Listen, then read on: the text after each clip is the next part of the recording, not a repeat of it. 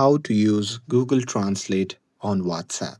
Hey everyone, welcome back to the channel.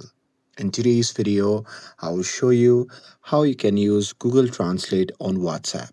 So now, without further ado, let's get started.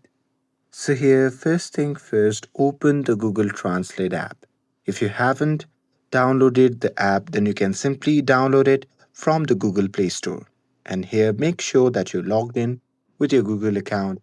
And now here, once you are inside the Google Translate, simply tap on the profile icon shown in the top right corner of the screen.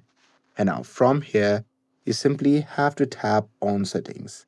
And now here, once you're inside the settings, simply tap on the option that says tap to translate.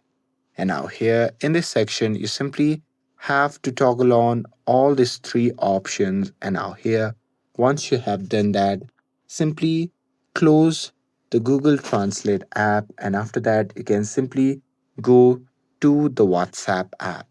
And here, make sure that you're logged in to your account.